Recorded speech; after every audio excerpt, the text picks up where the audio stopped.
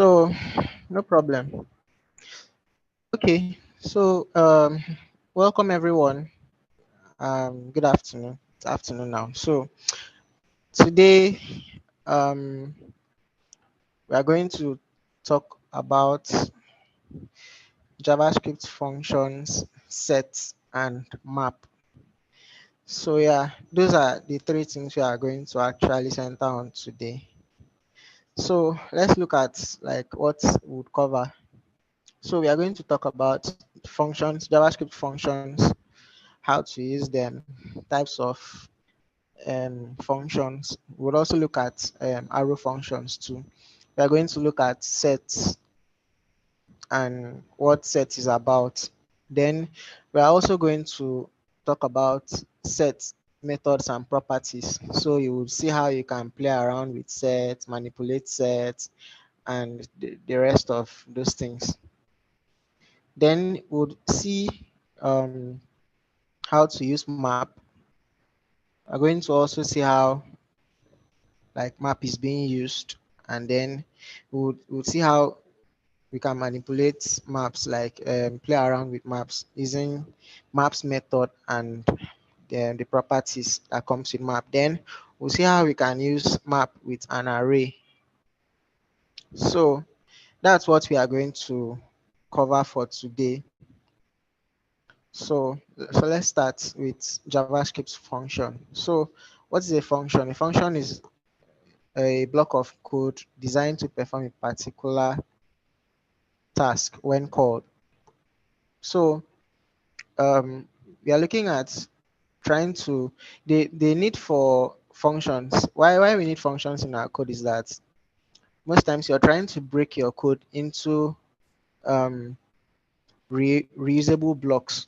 So instead of you writing um, like repeating yourself, like if you want Sorry, sir. Are you something to sharing your happen screen? in at different points in your code, but you don't want to repeat yourself, you want to write that code in one place, and then you give that code, that set of code a name and maybe parameters if they need parameters, and then anywhere else you want to use that set of code, you call the function that has the your code as the function body. So this is like the basic structure of a function.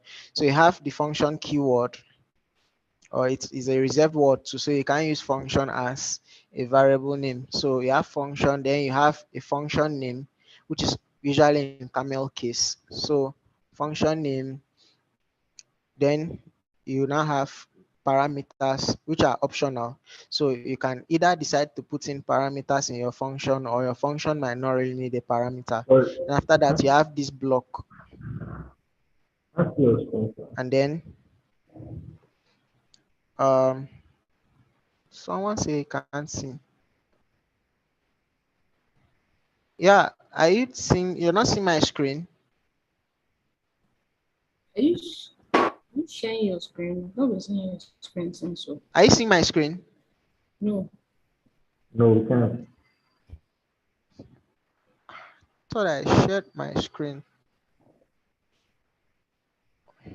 Okay, so can you see it now?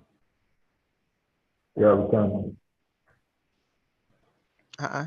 But okay, I shared my screen before. So let's just start again. So we're going to talk about JavaScript functions, sets, and map today. So that's what we are going to do.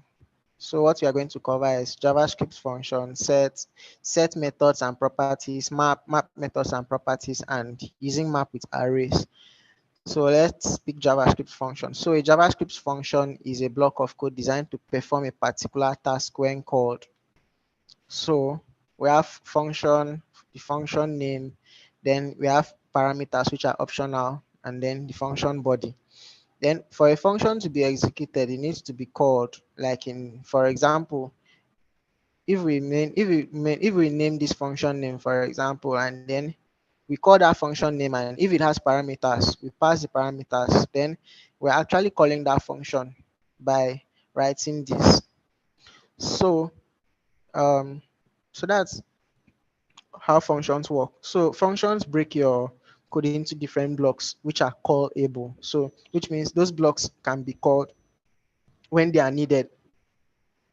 So then let's talk about return statements in JavaScript functions. So every function in JavaScript implicitly returns undefined unless you explicitly specify a return value. And when JavaScript reaches a return statement, the function will stop executing. The return value is returned back to the caller. So this just means um, if you don't specify a return in your function and you wrote a particular block of code, then this is the caller. Like this is what is calling this particular function. So if you don't explicitly say it should return something, then it will automatically return undefined to this caller here. So that means if you were trying to print the result of this this function that is called and then you did not return anything to the caller, so which means this caller is going to print undefined except you explicitly return something like what we've returned here. We return the product of A and B. So if we print out, if we print this out, you would see that it would equal 10. But if we didn't return anything here, we just wrote maybe C is equals to A asterisk B, and then we tried to print X would output undefined here. So that's how return statements in JavaScript works. Then we also have um, arrow functions. So arrow functions are not too different from the normal function. They just have some differences, but arrow functions can basically do most of what the normal function can do. So yes, 6 arrow functions provide you with an alternative way to write shorter syntax compared to the normal function expression we've been using. So um, using regular JavaScript function, you see that this code is kind of long. So you write function multiply numbers, parameters, then you now write return again A asterisk B. But using JavaScript arrow functions, you can write this same function in just one line, right? And since since you're not putting these curly braces here, so which means whatever you write here is automatically going to be returned to the caller of this particular function. So if we want to practicalize what we've done so far, so I already created this REPL. So function hello, for example, then oh then if we put in, let's say maybe let's see equals A times B, for example. Then let's say we try to console.log hello, for example. Try to console.log hello. So since we are not returning anything, so it would say, okay, to say A and B is not defined. So even if we said A and B, for example, and we put maybe 5 and 2, we run this. So we see that undefined is what we have here. Why? Because we are not returning anything to this caller. So this is the caller of this particular function, but we are not returning anything to the caller. But if we said return C, for example, and we run this function again, we see that 10 is being printed out here. So which means we've returned something to the caller. So this here is after this function is being called, this is seen as like being the product of these two because you've returned something. So, but if you didn't put this return at all, then this would be undefined. Then you can still write this same function as this. So you can say let hello equals to that. Then why it's called an arrow function is because of this arrow, that arrow notation there. Then you can simply put here um so write a asterisk b. If you run this, it's still going to give you the same value, which is 10. So that's how you use arrow functions. You could still do this. You could still do it this way. So you can write return a asterisk b. So which will still run the same way for you. So that's the way. So what you passed in here is they are called parameters. So these parameters can be as much as you want. So here we are just passing two parameters. You can pass one parameter, you can pass five parameters, and the rest. And then there's something I didn't include. So we have what is called default parameters. So if I say let b equals to 5 by default. So default parameters are going to be used if you don't specify that particular parameter. So let's say I said, so this is like saying if b doesn't have a value when this function is called, then b should equals to 5.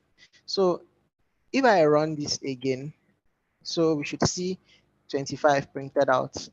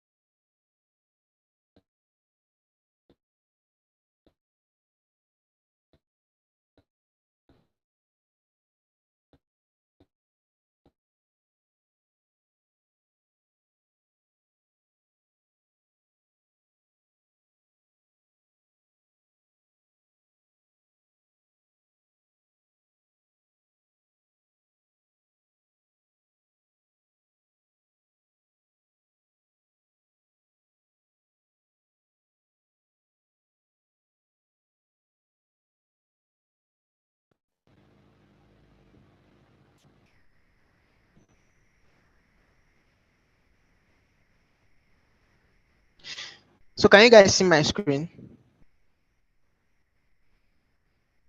Hello? Not yet. Not Yeah, we yet. can, we Okay. can. All right. So we see that we only passed 5 in here. So since the value for b is not given, so b is automatically taken as 5 since we have a default parameter. But if we set like 3, for example, here, and then we run it, so b will cease from being 5 and b will become 3 because we have that parameter specified here. So I hope you guys are following to that extent. So if you guys understand to that extent, then we can continue. So all right, so we just talked about functions and how to use functions and arrow functions. So you see that one thing that makes arrow functions a bit different from normal functions is that you use you declare the arrow function kind of like a variable. So you say let, then the name of the function, which is going to be a variable, equals to then the function itself. So that's how you use arrow function. So let's continue. So what is a set?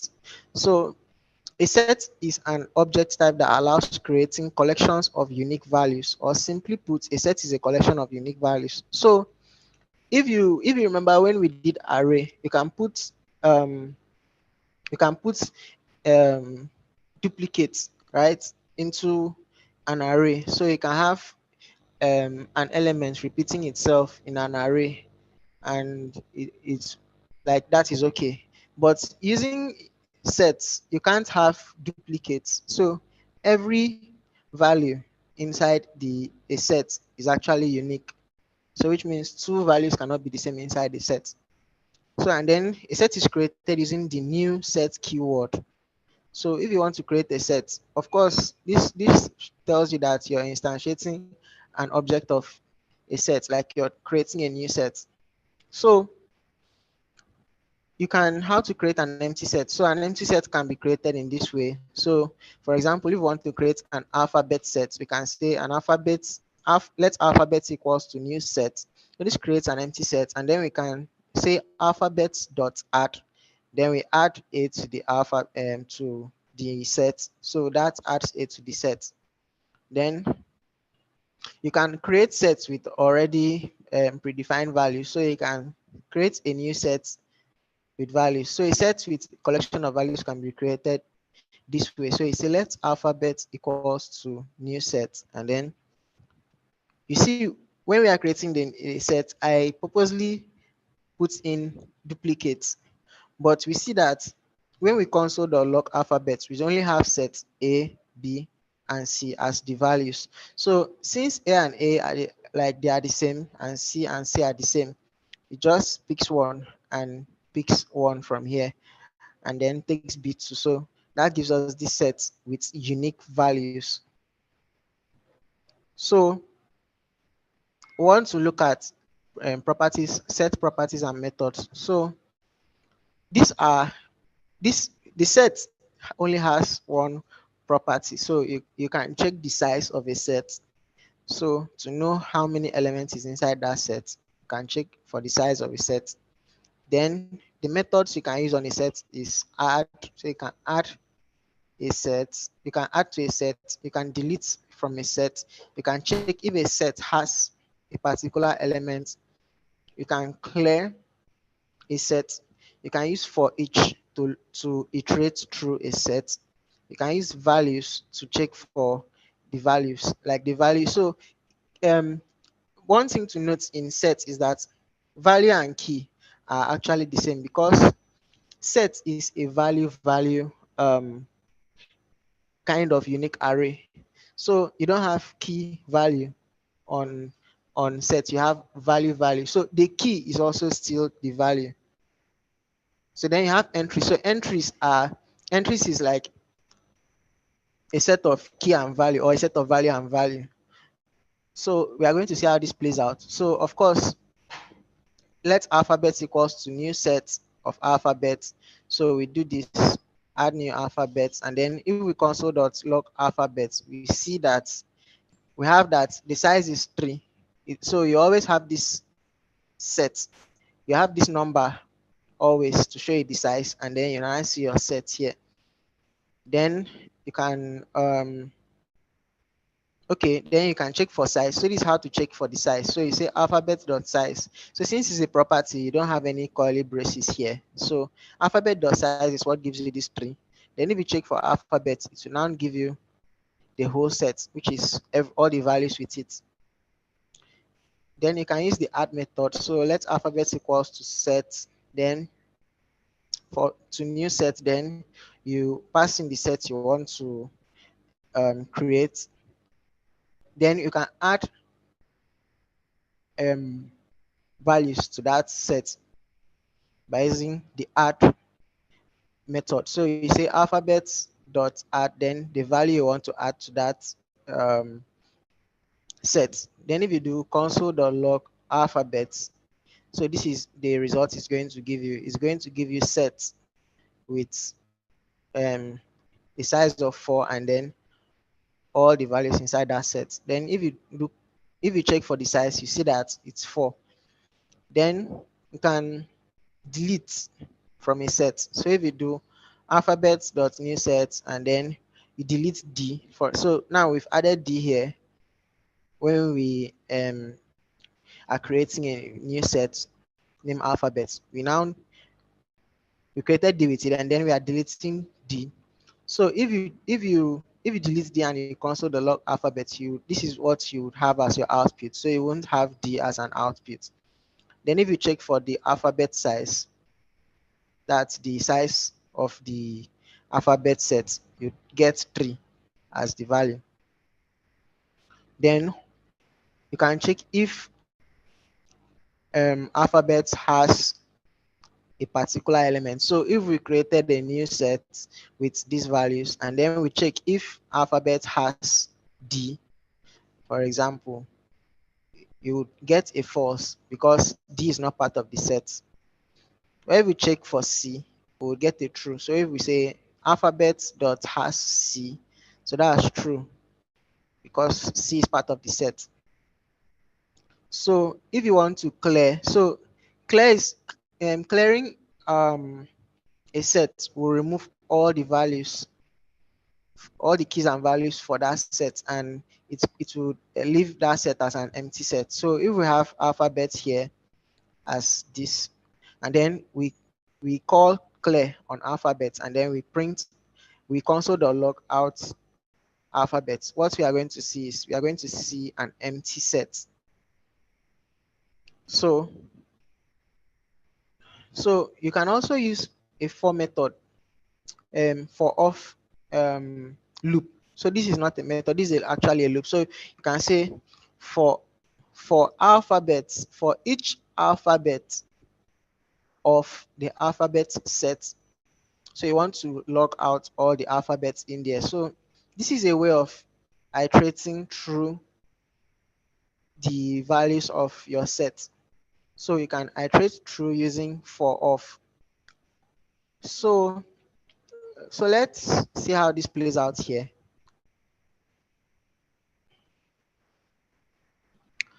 So if you say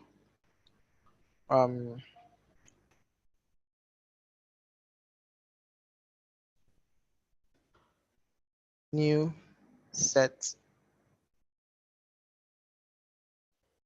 of course, if I do that and I run, we don't expect to see any output here.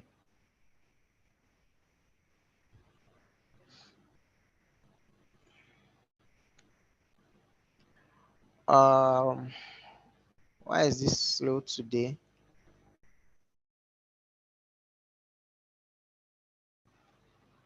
So let me quickly reload.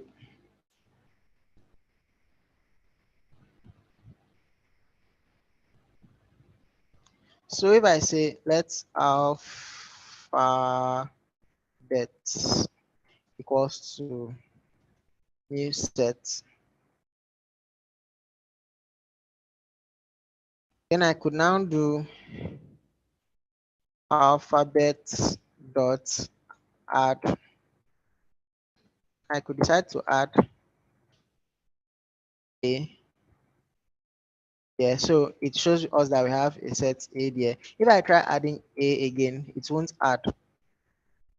But if I do if I add B, for example, you see that updates. I can add C. So I can do alphabet dot size to see the number of um, values that I have inside that particular alphabet set. I could say alphabet dot has. So if I check if alphabet has D, for example, it will tell me false. But if I check if it has B, for example, that will be a true. Then what else? I could do alphabet dot delete. Then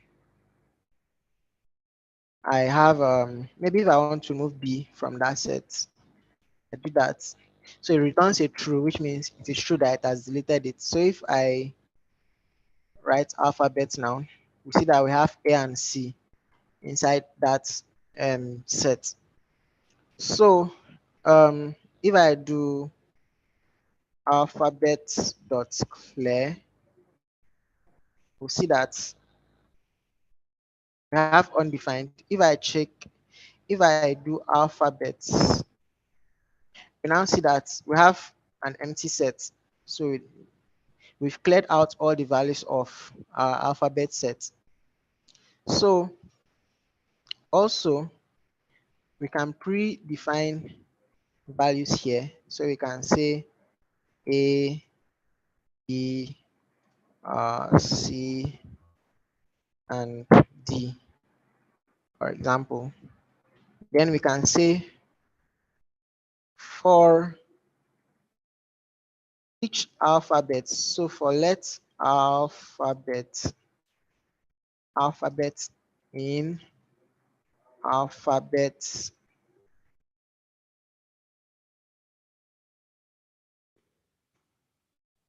alphabets. So for each of those alphabets, Abby, for each of those alphabets of alphabets, then we can now console.log alphabets. So alphabets, we want to console.log each of those alphabets. So we can use this to do maybe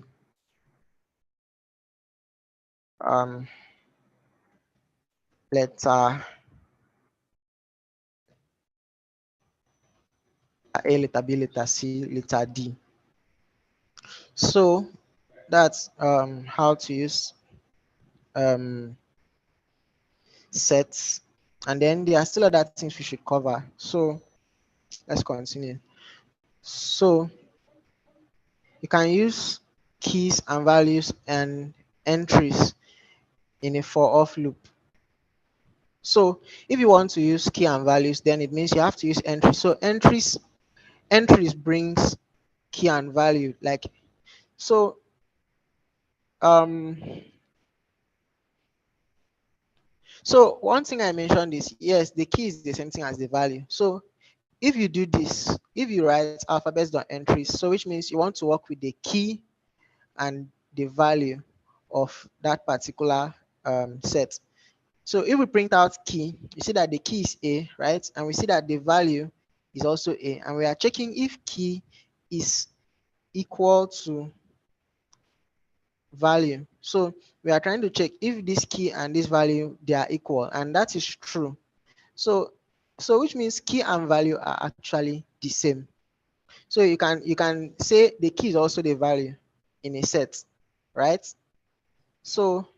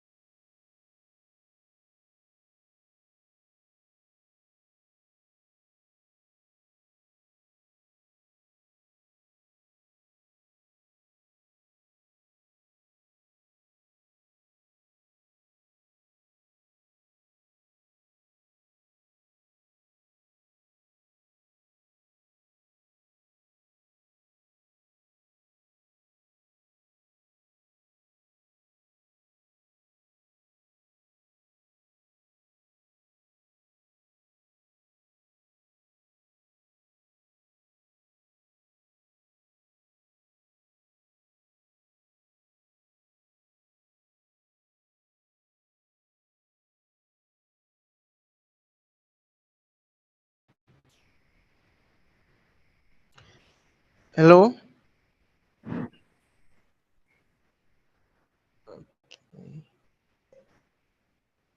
So I hope you guys can see my screen.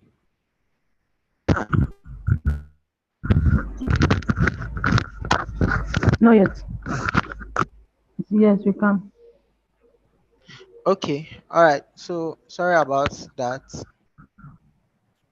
So you can do this alphabets.entries, and from here you can get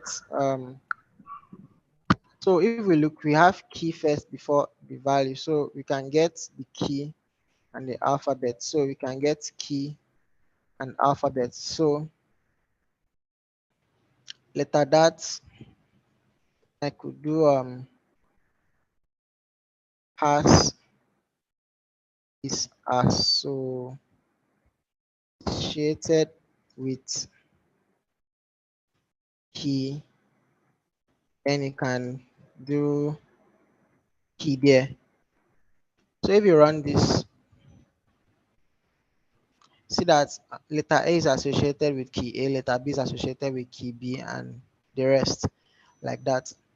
So of course we've seen that the key and the value for the key, which is alphabet, are actually the same. So let's continue.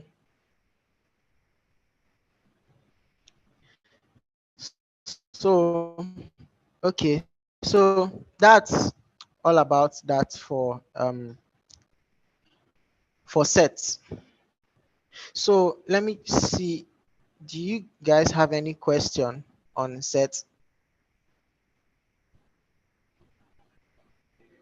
So because we are about entering maps, so I want to be sure you guys understand sets.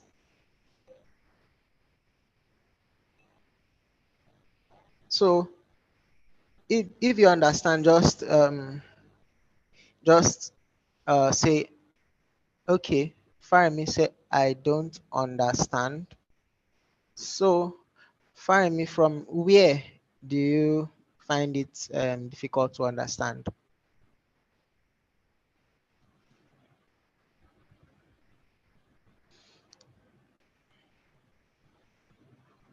So just type it on the chat section from the beginning. Okay. So which means I have to, do I start from Farami, do I start from functions to explain to you, or I start from sets to explain to you?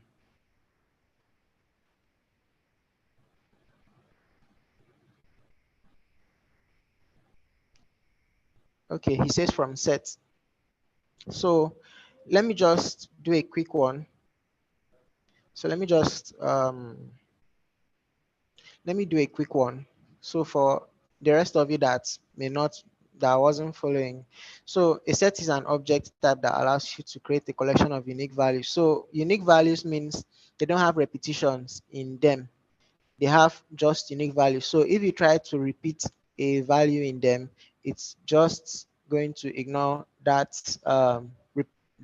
repeated value because it already has something that resembles it. So for example, if I try to put like A 5 times in a set, it's going to pick only one A, and it's not going, it's each time I try to add another um, A, like string A, to that particular set, it's going to check the set first. If that set already has A in it, if that set has A, then it won't add um, it won't add that string A again to the set because the set already has that A, for example. But if the set did not have A, then like string A, then that string is going to be added. So let me show you how that works here. So first,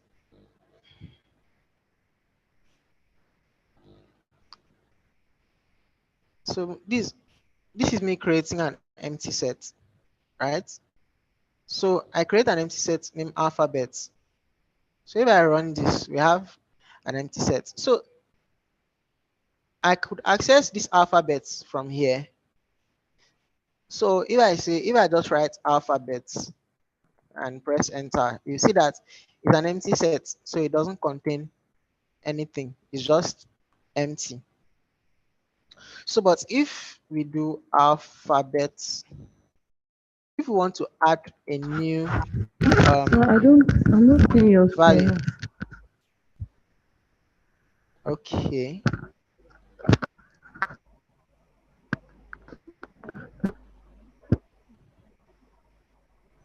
Okay, so are you seeing it now? Hello?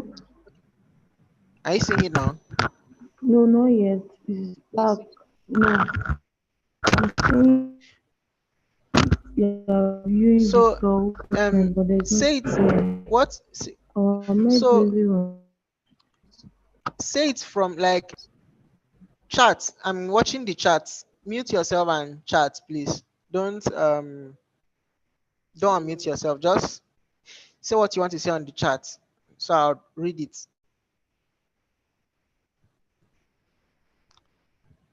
So I don't know. You guys are supposed to be seeing my screen.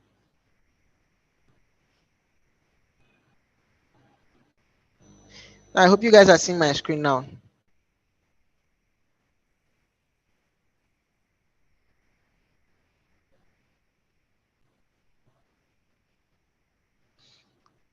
Okay.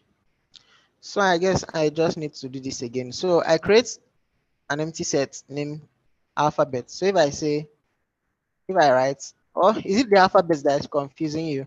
If I say I create a set and I call that set clothes, for example, right? I call that set clothes and I run that. If I check clothes here, I'll see that it's empty. So I could add sets to that clothes. So if I say um, clothes dot add, and inside there I want to add suit. Let's say suit one, for example. I want to add suit one to that. So if I add suit one, we see that we have one value inside that set. If I try adding suit one again, so if I say clothes dot add, and inside there I say suit one, we see that it's not being added because you can't have duplicate elements inside the set, right? So you can't have two same elements like duplicate elements inside a set. But if I do clothes and I add two, clothes dot add, and then inside here I say suit two, for example. So I add a second suit. Of course, you see, we now have suit one and we have suit two here, right? I can decide to, so I can decide to still add another suit. So I could say suit three, suit three, right? So now I have three suits. I can decide to remove suit three. So if I say suit three, if I say clothes, sorry, clothes dot delete, then I pass in the value to be suit three. I say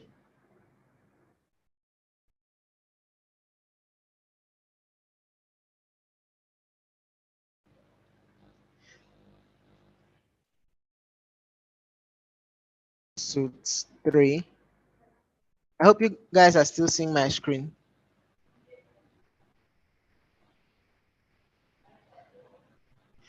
Are you guys still seeing my screen? Okay, cool.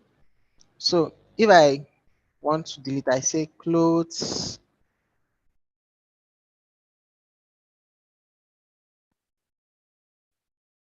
dot delete.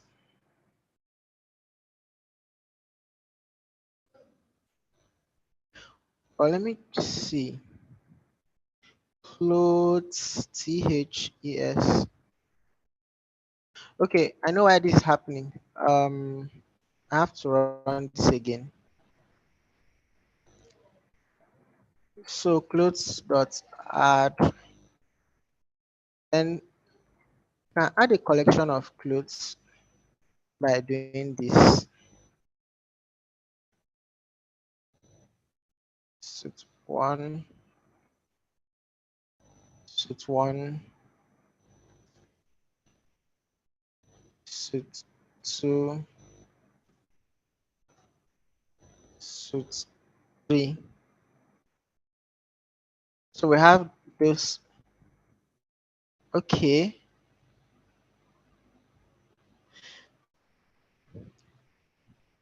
So wait.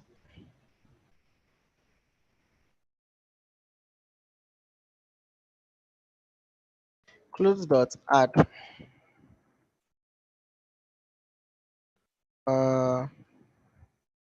suit one. I hope you guys are still there, right?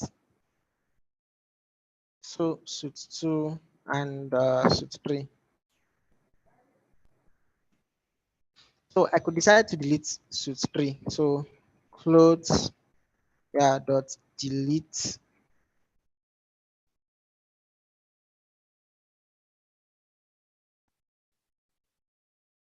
suit three. If we check clothes now, you see that clothes has only suit one and suit two. If we want to check if the clothes set has suit three, for example, we'll do clothes dot has. So I want to check if it has suit three.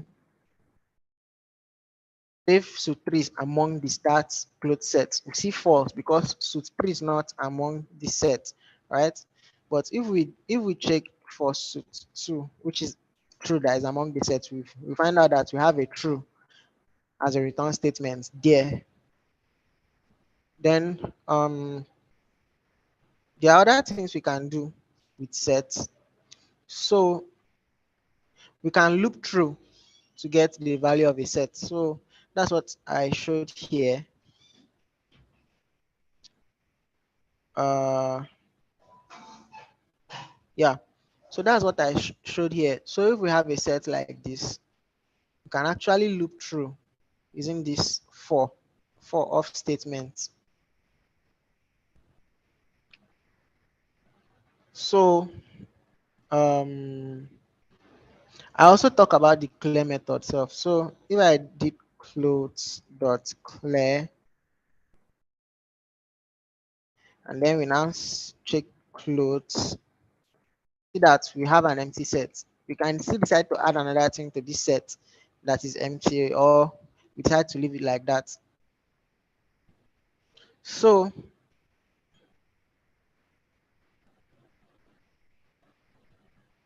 so Faremi, so do you understand now?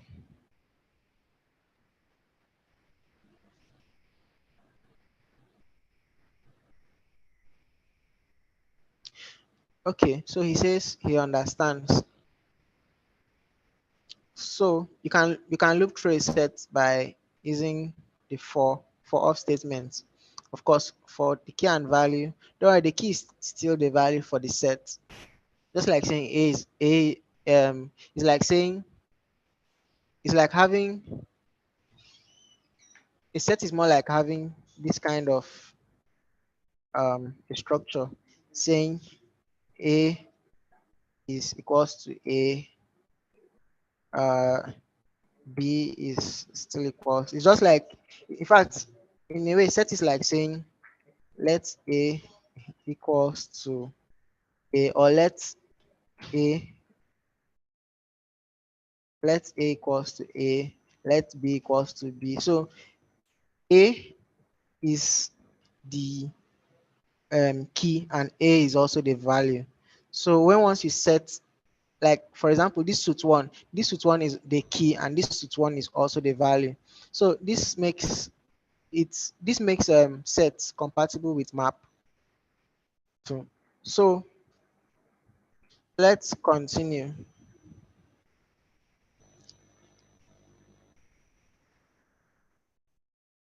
So let's talk about map in JavaScript. So a map is a special kind of object that holds key value pairs where any data type can be used as either key or value. So a map can also be used on an array. So if you use map on an array, what you expect in return is a new array. And then what the map does is, for the array you're passing to the map, what you pass in as a function to that map will affect every value of that array. Then it will return an array, a new array with an altered value based on what you pass as a function to the map. Don't worry, see how this works out. So then a map is created using the new map um, uh, method. So this is how you create it, a new map. So if you want to create a new map, you say, like the way we created objects from classes, if you want to create an object of a map object, sorry, you say the object name is equals to new map, right? So then want to talk about map, their its properties and methods. Again, map only has one property, which is the size property. So then this is the methods you can use with map. So you can set, and set accepts a key and a value. You can get, so you get by using the key. You can delete, by using the key to delete. You can check if a map has a particular value by passing its key here. You can clear a map, you can use for each on a map, and you can check for values, keys, and entries in a map. So let's continue. So now map a map is like having an object that the key can not just be a string, the key can be an object too. Remember when we're talking about objects, we were using like um when we talked about objects, maybe we want to create a clothes object, for example, we now say clothes, and then we now say maybe the name of the clothes should be maybe suit, for example. Now, this name is a string. Like this is the how do I put it? This is the value. Oh, sorry, this is the key to this suit, and this key is normally converted to a string. So if you say clothes dot name now, or um, if you say clothes dot name, for example, if you console dot log clothes dot name, of course it's going to give you suits. But what if we wanted a situation where the key for this suit can be an object, like we can have an object like this, and then we can pass in whatever we want to pass in here. Maybe we pass in um, name here for the maybe name, or we can pass maybe suit number maybe 001 and then maybe passing size here as maybe 20, size 20, or whatever. You can't you can't do this on normal JavaScript objects, because you can't have an object as a key. But map allows us have an object as a key, while the value too can also be anything. It can be a string, it can be an integer, it can be um, an array, it can be an object. You get? So that's the reason why we need to know how to use maps. So let's continue. So I hope you guys.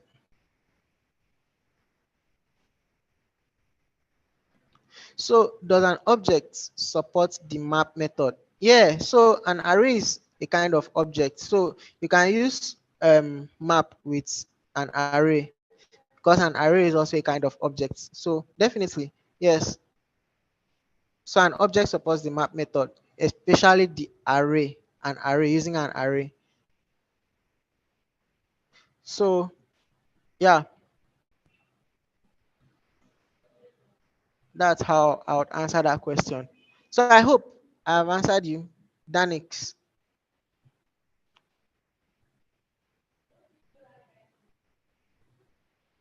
Okay, cool. So we can have okay, so we are going to start looking at how to um, create objects and how to set it. So of course, these are normal objects, right? And then objects on the map, on the new map we are creating, are used as the key to that object. So remember when we checked here, um,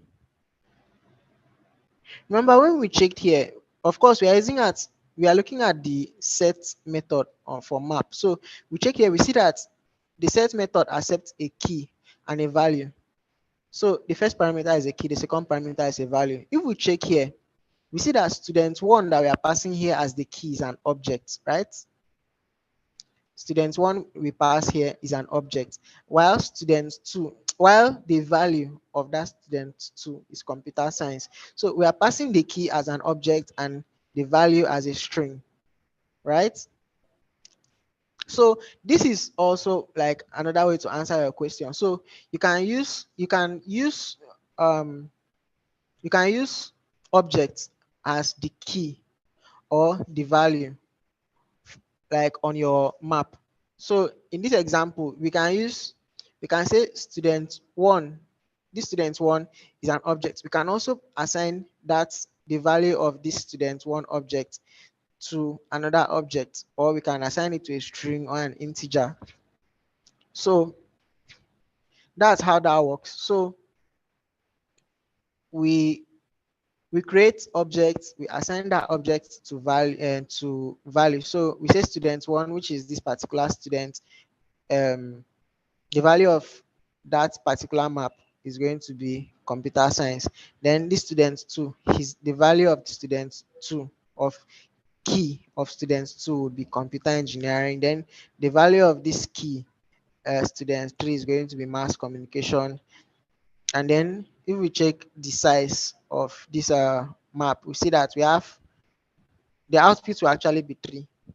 So, and of course, if you notice, if you want to declare multiple variables without repeating your let keyword, you can use comma to separate them. So instead of me saying let student one, then I write this, then here I now write semicolon, then I now write let student two, then after writing the object I now write semicolon here, then I write let student three, then I write this and then semicolon. I can just write let student one, then after declaring this, if I want to, after assigning student one to his objects, if I want to assign another object, so I just put comma here and assign it like that as much as I want to.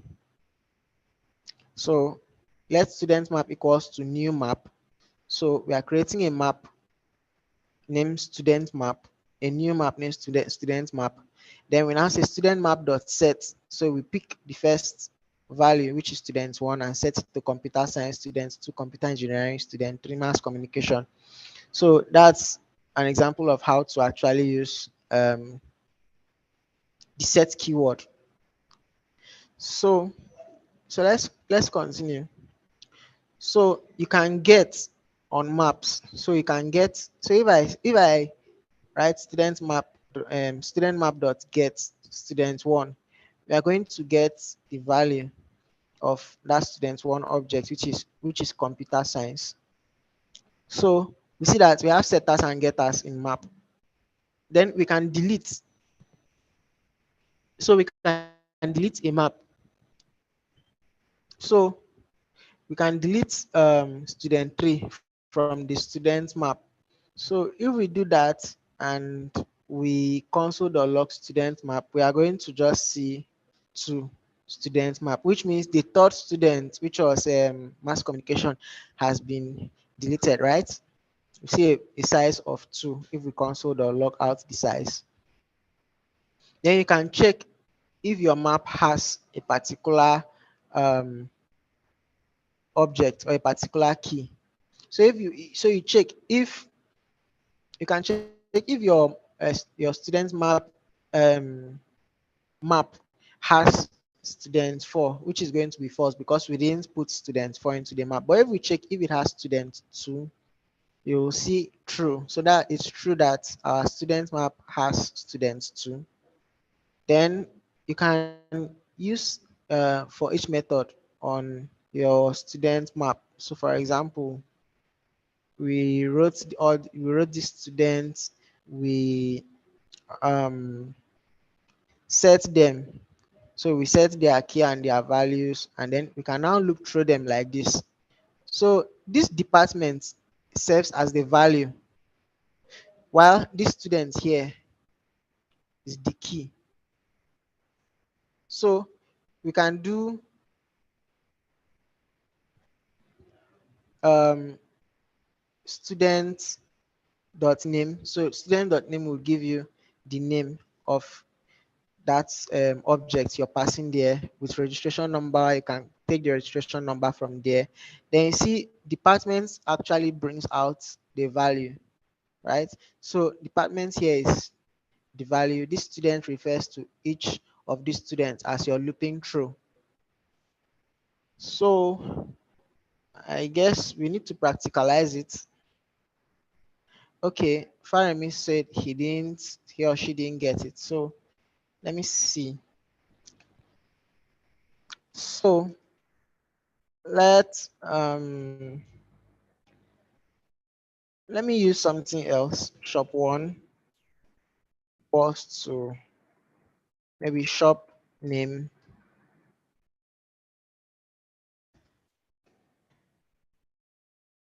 shop light, then um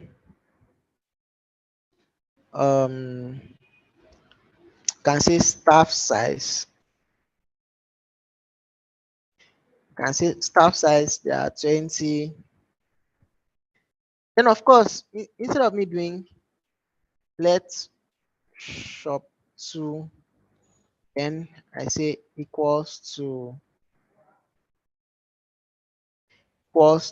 then I do this. I could just simply put a comma here and say shop 2 equals to shop name,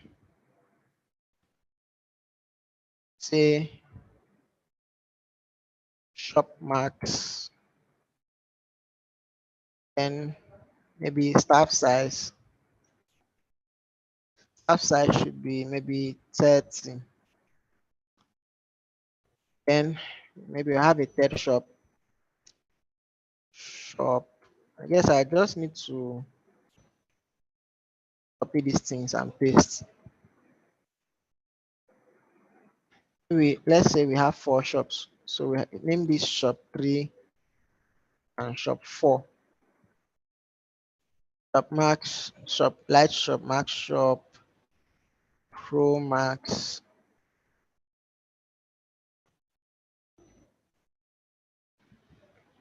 shop light pro max. So let's take that for example as our shops.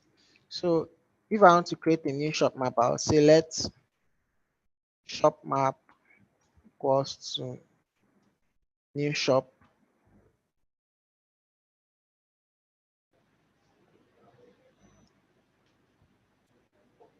Sorry. Okay. Equals to new map. Sorry about that. Fine, I could do shop map dot set. So shop map dot set. Then I say shop one, comma, and I could say maybe I don't know, maybe the location of that shop. Maybe I say um Lagos, for example. Then I say shop map for the second shop. So I'm trying to set the variables for all the shops. So with this, I say shop 2 should be at Abuja.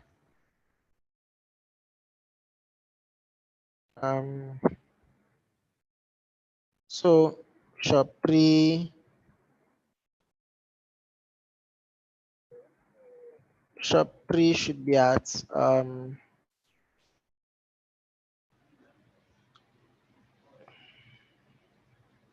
Cross River,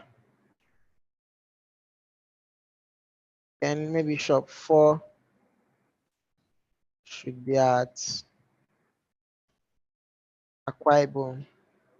For example, so if I have that and I run this code, nothing is actually going to happen. But if I um, type shop.get and I decide to get shop 1,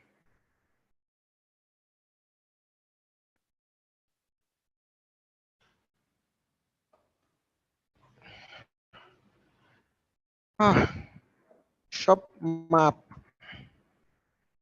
dot get, and I try to get shop 1.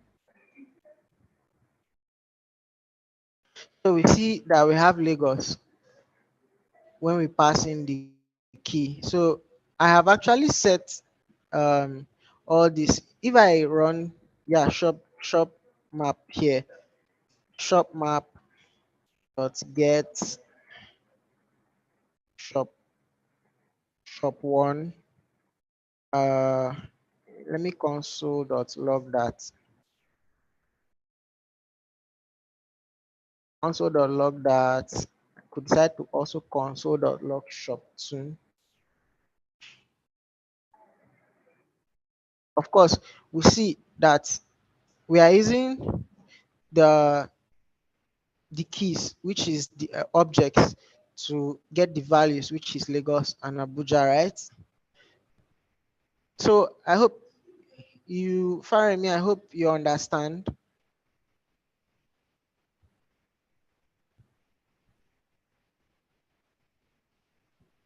Hello? Okay. So I hope every other person is following.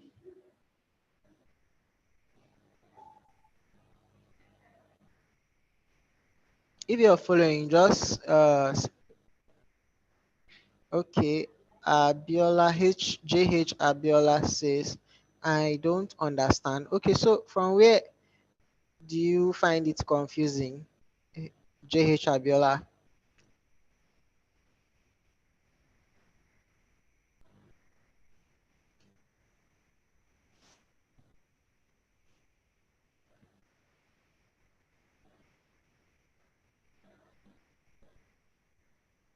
Okay, so you say from shopmap.get. Okay, so let me see. So if you look back here at the properties and methods of map, so if you check, we can actually set and get, right? So we can set a key to have a value. So now if you want to get the value of a particular key, you pass in the key, in which is just like saying a is equals to 5. So if you want to get the value of a, you call, like, you try to console the log a, and a will give you 5, right? So it's the same thing. It's kind of the same scenario that is playing out here. So you set a key to a value, and then if you want to get that particular value, you get it by using the get method and then passing the key as an argument. So for example, here we set shop 1 to be Lagos, we set shop 2 to be Abuja. Of course, I hope you know this shop 1 is actually this shop 1 here.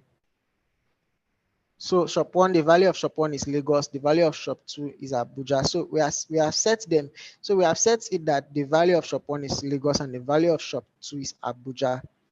Then when you now do shop, okay, let's say I want to get the location of shop 2, for example. So I want to get that location. So I'll write shop map.get, then I write the particular shop I want to get the location. So for example, I want to get shop 2, for example. I want to get the location of shop 2, for example. So if I pass shop 2, the value of that shop 2, which is what I pass here as Abuja, is what is going to be returned to me. If I say shop 1, so this is like a key value just look at it as being, in fact, just take this as being an object.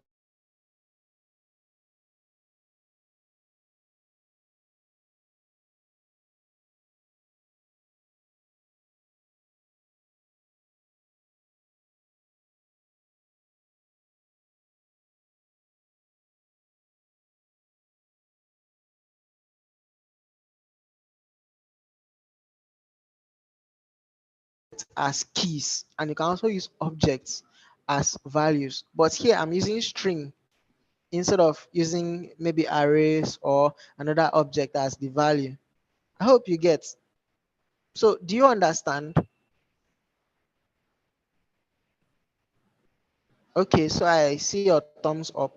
So which means you're following.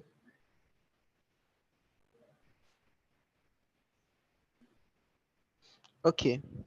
So shop one. So when we pass in the key and we use get, what is returned to us is the value of that particular key.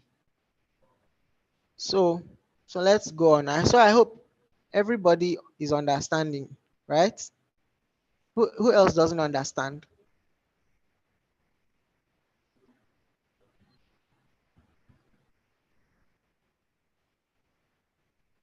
So I hope that means everybody's following. So let's continue. So so so we've gotten these two values for the key we are passing here. That's nice. So now we can actually delete. So before we even delete, so let's check. We can use the hash method. So we can check, does shop map have shop one? So if we change this to hash, for example, so if we say does shop, this is like asking a question. I hope you guys understand that programming is you being able to communicate with the computer. So take this as, each time you write a program, try to relate it to how you talk to someone. So this is like asking the computer a question. Does shop map have shop one key? So if that is true, it will tell you, this is true, is like telling you yes, that is true, that I have shop one as a key. So but if I write shop 5, for example, and I run it, it's like asking, do you have shop? So it says shop 5 is not defined. So which means it doesn't have, we don't have shop 5 in this particular set. We don't have it. So but if we check for shop 4, definitely we have shop 4 here. So if we check on it, it's going to return a true to us. So that means, yeah, it's true. We have a shop 4 in our set. So then so that's um so if we did this, if I commented that and I click run, then I came here and said shop map. Let me run that again. So if I said shop map dot has, okay, so if I said shop one, so we see true. If I change this to shop 5, okay, so shop 5 is not defined. So that's like saying false. It's almost the same thing as, it's like this your the compiler or the interpreter is like telling you, I don't even know shop 5 because it's not defined. I've not seen it anywhere. Are you referring to a key or an object or what? So it doesn't see shop 5 anywhere, especially inside the shop map. So it doesn't see shop 5. But if we maybe had shop 5 here, if we set shop 5, for example, then we can see it will now tell us that it will tell us true if to say we had shop 5 sets here. So we can also do a for each here on map.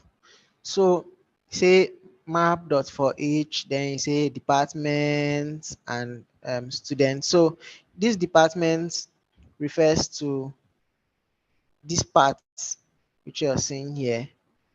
So while the student refers to that students that you called. So the value first is passed here, then the key. So when you say for each, so you're saying for each student, like for each key value pair inside the student map, right? So it will pick this first key value pair, assign the student one to student, assign computer science to department, and then you can now use these two inside here to do whatever I want. So I hope that makes sense in a way to you guys. So let's come back here and write that for loop. So if we say, so in this case, we say we say shop map dot for each. Then inside here we say function. Then so first of all is the value, which is, let's say, let me call this value location, for example. So we call that location, and then we call the shop that we want to pass in here, um, the shop object, for example. So you can console dot log um, my shop name is, then we do that, then we can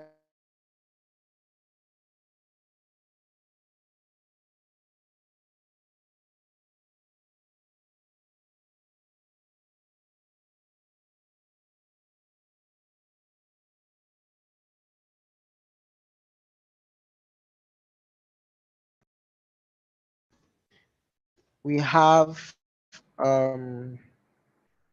so shop objects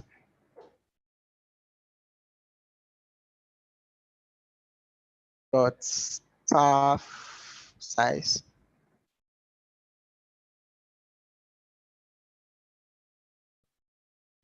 and we are located in so now we now use location.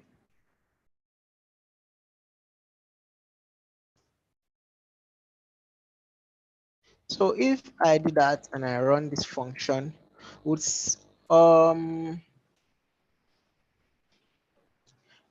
so I'm sure I made a mistake somewhere here. So I was supposed to write shop name, not name. So if we print that out, we'll see.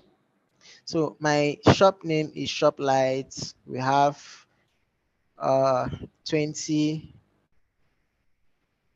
staffs. So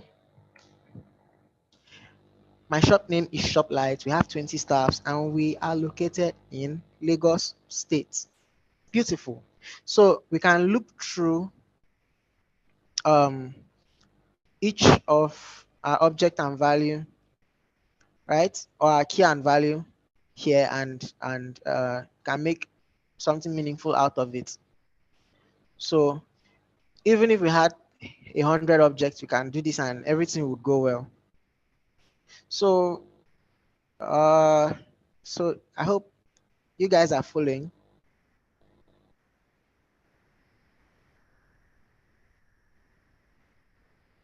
So who is not following?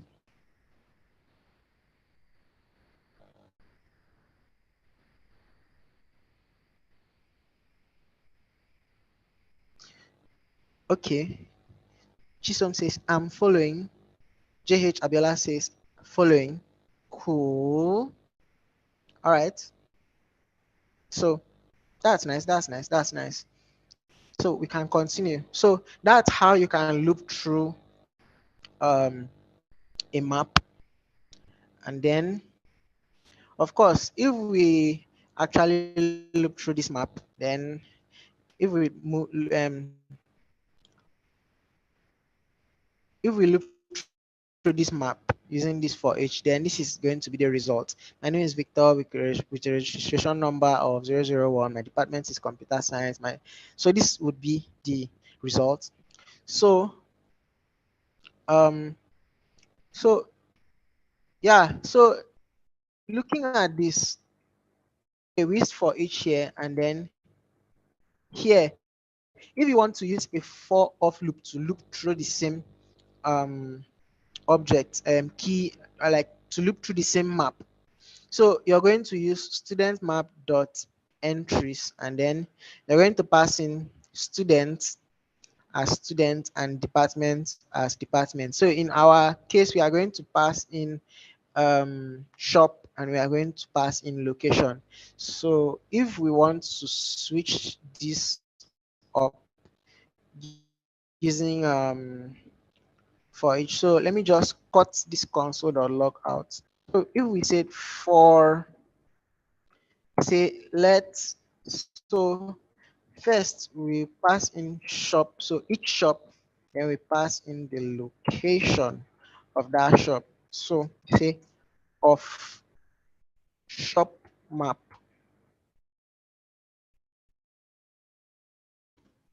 And in here, if we console.log that and run, okay, so we don't have shop objects, but instead we have shop. So if I delete shop objects and I use shop instead,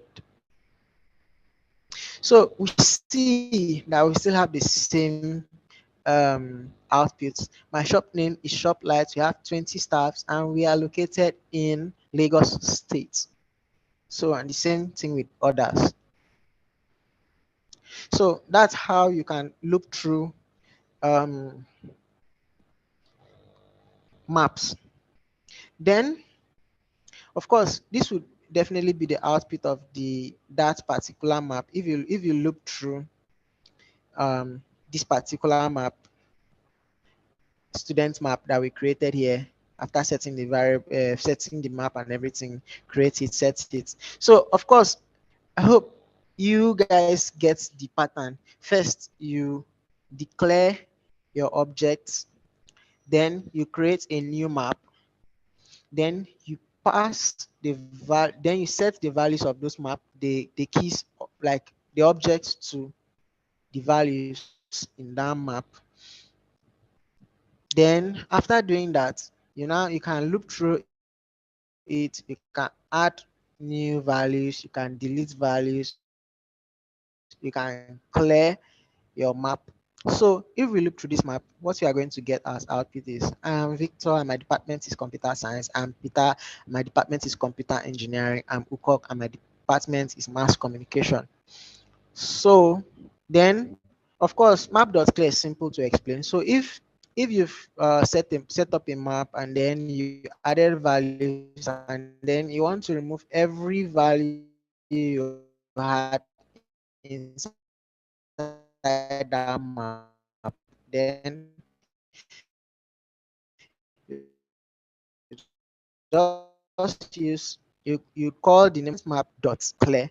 So if you remove the values from student map, and you are going to have an empty student, or you're going to have an empty map if you try to console.log out like the values you have in your map. So if you want to get the keys of your map, you use this notation. So write dot student map dot keys. I think this is it called a spread or rest. I can't really remember, but student map keys is equals to student map dot key. So if you want to get all the keys for a student map, you use this notation to get the keys. So if I did this on our on us. So if I said let's shop map keys equals to, I say shop map dot keys, and I console.log keys for the shop map. So I hope you know the keys is the shop 1, shop 2, shop 3, shop 4, right? So if I console.log that, so we are going to see only the keys, which is going to be the shop name, staff size, shop name, staff size, shop name, staff size, shop name, staff size. So if we want to get the values for each shop, like in our case now, the values is actually the location. So we are going to use shop map.values. Sorry, this is still keys. So I'll say values. So if I want to get the values now, just maybe shop map values. So I'll just change this to values, and I'll console.log out that shop map values. So we see that the shop map value gives us Lagos, Abuja, Cross River, and Akwa Ibom, which are the values only. So you can iterate through and get all the values of your shop, and you can get all the values, like sorry, all the keys of your shop and all the values. So I guess even if I added that those dots, okay, so it's going to return an array to us. But if I use keys, for example, it's also going to return an array too. So yeah, this is going to return an array for you if you use this notation.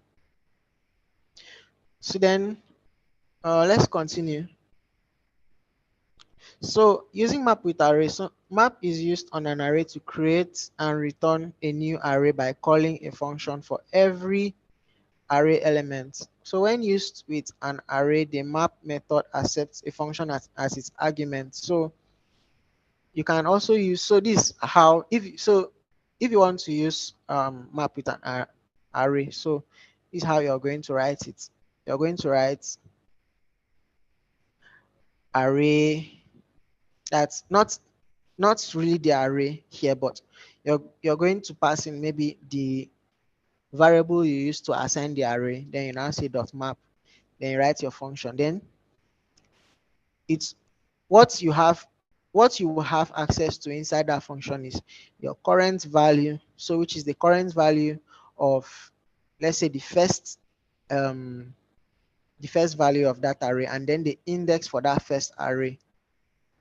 Then you can do whatever you want to do inside that block of code. So if I did this console.log students.map student, and then I actually return students.name. So what you're going to see is you're going to see um, Victor Peter Alcock like return here. We can look through registration numbers, and we can play around with this kind of things. We can play around with what we write inside here, inside um, inside this function. So if you don't return anything, then it won't actually print out anything. But when you return something, if you're returning an anything, for example, it's going to return the array with that thing. So we can decide to play around with this. We can write my name is, then we write student.name, we concatenate that, and then that would give us my name is Victor, my name is Peter, my name is Ukop, for example. So let me do that one first before we finish up the whole class. So min equals to Victor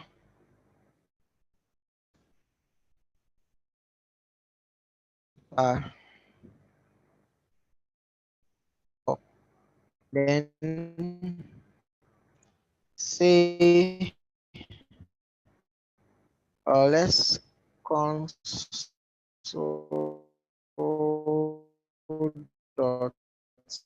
log out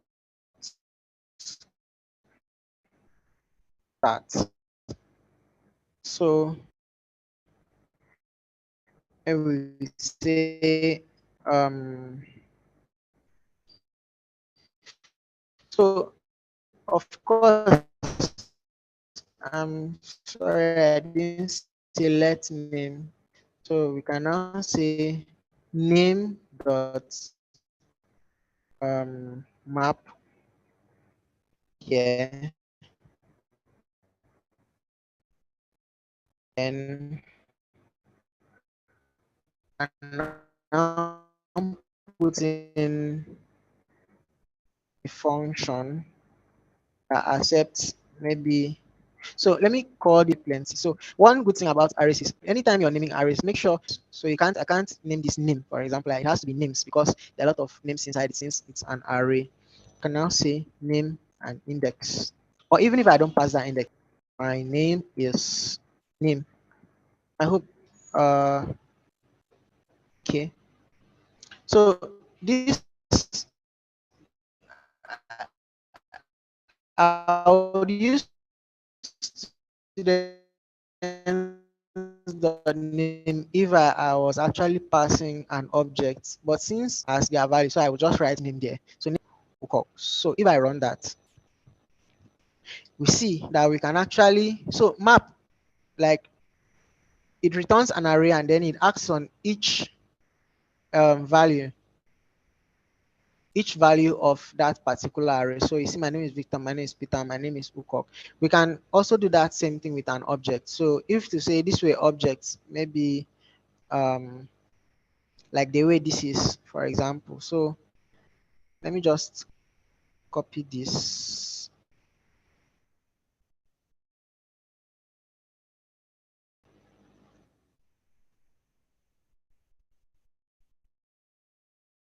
So let me just do this real quick. So so if I want to get name now, I'll do so as it's looping through, this name is going to be when the first time it loops through, the name is going to be this object. The second time it loops through, the name is going to be the second object, and like that, and so forth. So name is going to refer to this object, while this index is going to refer to the index of this object. So if I want to get name from here, I would say name dot name. Of course, since this is an object, I could maybe name this obj, for example. Then I would say obj dot name um then I would say with rect number of, then I'll do plus obj dot rect number. So if I run that, so my name is Victor with a rect number of 001. My name is Peter with rect number of 002. My name is Ukok with rect number of 003. So yeah, um, so I guess that wraps up the class for today.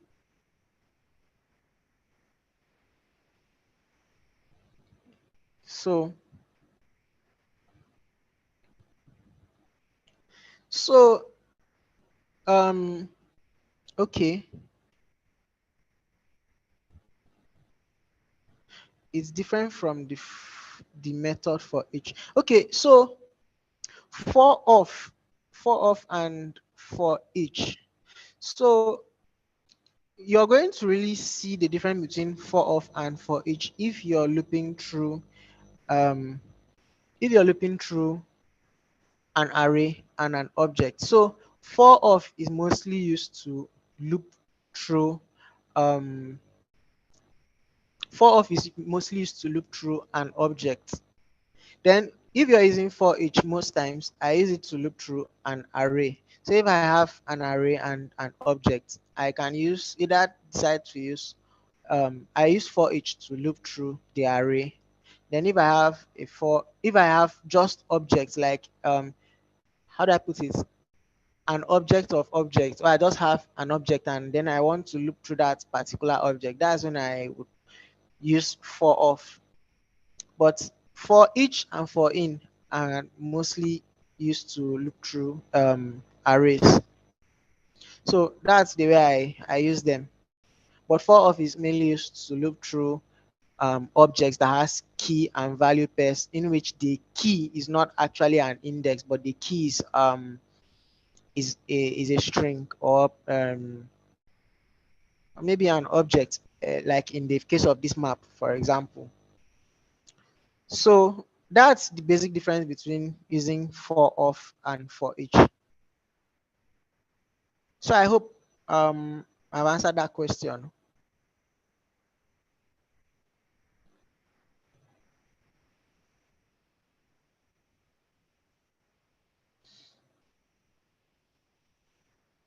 So um so I guess that would be all for the class today. If you have any other question, you can ask.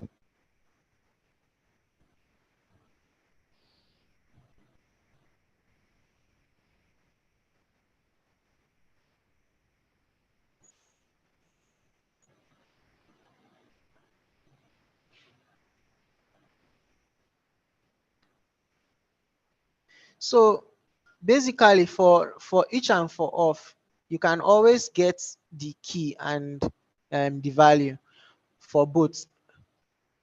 You can always get the key for each and for of and the value. But most times the way I use for each is just I use for each for arrays. Then I use for of if I'm looping through an object. I can also use for in if I'm looping through an array. So yeah. So that's all for today's class. Thank you. Thank you. Thank you. Thank you. Thank you for attending it to the end.